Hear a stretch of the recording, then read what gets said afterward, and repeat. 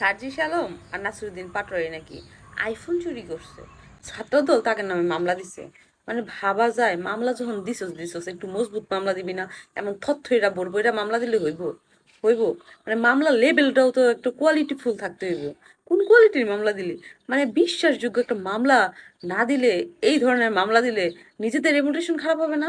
এই যে আইফোন চুরি করবো সার্জিস আর মানে নাসিরুদ্দিন, মানে এগুলো তো বুঝাই যায় যে পাতানো আর মিথ্যা মামলা। ওই যে খালেদা জিয়ার নামে শেখ হাসিনা দিছিল না, যে এতিমদের 10 লক্ষ টাকা আত্মসাৎ করছে খালেদা জিয়া, বেগম খালেদা জিয়া, ওই কোয়ালিটির মামলা হয়ে গেল না? যে বেগম খালেদা জিয়া এতিমদের মাত্র 10 লাখ টাকা মাইরা খাইবো, এটা যেমন জনগণের গিলতে একটু কষ্ট হইতেছিল, একটু হজম করতে কষ্ট হইতেছিল, এই লেভেলের মামলাটা হয়ে গেল এই মামলা যে সার্জিস আর হচ্ছে নাসু একটা আইফোন চুরি করছে। মানে কি কমু, ছাত্রদলের ভাই মনে হয় মাথাটা নষ্ট হয়ে গেছে, একটাই নষ্ট হয়ে গেছে। আচ্ছা, আপনার কাছে কি আসলে কোনো আইফোন আছে? হ্যাঁ, আমার তো মনে হয় না আছে, আবার থাকতেও পারে, এখন তো ক্ষমতায় আছেন। যাই হোক গা, শোনেন একটা কথা বলি, যে কোনো জিনিস বেশি বাড়াবাড়ি ভালো না। বেশি বাড়াবাড়ি কোনোভাবেই ভালো না।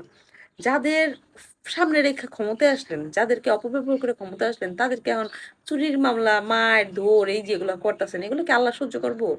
সবকিছুরই একটা হিসাব আছে, বিচার আছে। বুঝেন নাই? সবকিছুরই একটা শেষ আছে। দুনিয়ার ক্ষমতা ক্ষণিকের। হাসিনাকে দেখে শিখেন নাই? বুঝেন নাই? সে একই পথে যদি হাঁটেন বা এই ধরনের কার্যকলাপ যদি করেন, এটার কিন্তু একটা ফল পাইতে হইব। মানে যে কোনো খারাপ জিনিসের খারাপ ফলাফল হয়।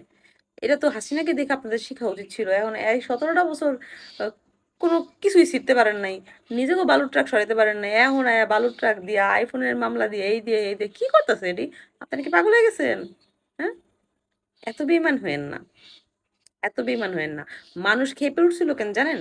হ্যাঁ, এই যে এই অপরাজনীতির কারণে, ভোট দিতে না দেওয়া, কথা বলতে না দেওয়া, কাউকে রাজনীতি করতে না দেওয়া, নিজেদেরই সবকিছু নিজেদের আয়ত্তে রাখা, ক্ষমতায় রাখার যে অপব্যবহার এই 17 বছর চলছিল, ওইটার প্রতিবাদ স্বরূপ 24 জুলাই সে একই রাস্তায় হাঁটলে, আপনারা যদি মনে করেন যে 100 বছরেও এরকম জুলাই আর হবে না, এটা ভুল। বাংলাদেশের মানুষ হেব্বি হারামি, এই ধরনের কাহিনী সহ্য করবে না।